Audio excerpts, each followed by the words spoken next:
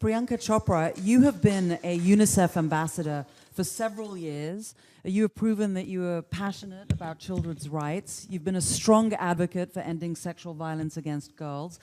Give us a sense of some of the work that you've done. What are some of the approaches that you think have been most effective? Good evening, ladies and gentlemen. This incredible panel of women that are so inspiring. I've worked with UNICEF now for about 12 years, and mostly with education and rights for children. Whether it was my travels around India, Jordan, recently to the Zatari camp, with Syrian refugees, whether it was Zimbabwe, where the numbers are staggering. 1 out of 3 girls under 18 has been sexually violated.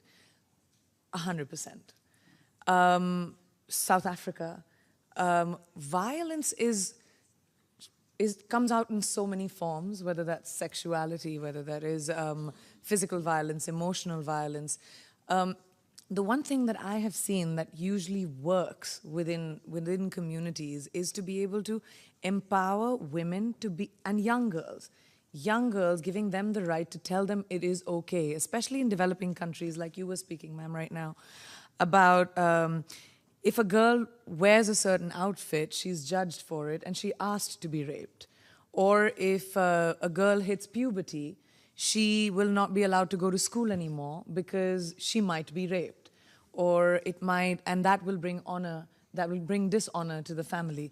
These are certain little things that are set in mindsets which have been, for thousands of years, been told to us as women that we dictate our intention or everything that we want to achieve by the clothes that we wear or the way that we speak or how loudly we speak or what point we're trying to make.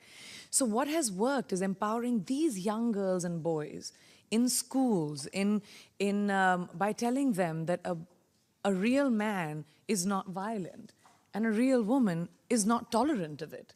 Because what happens is society tells boys that it's okay to be violent, and then women just become tolerant. And when these girls are empowered, I've seen so many kids that I've met who go into their own communities, and despite of being ousted, despite of being told that they're too much women and they're bad influences and they will probably, turn the other girls into bad influences, they go out there, knock on doors and make the change. So we need to start young.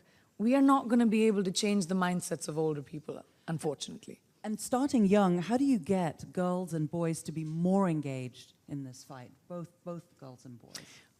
Well, again, I think, the fact that everyone sitting in this room, they are people who are influencers, governments, people in higher positions and platforms. Once like in India, for example, we have incredible laws that have been passed for the protection of women, which local and international communities have pushed the government to do. And now implementation is what is important.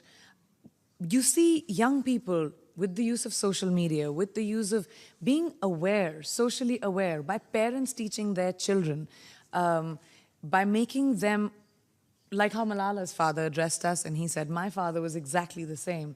He told me that no one will ever tell you to not have an opinion, because that's the one thing that's taken away from a woman, is her opinion and her right.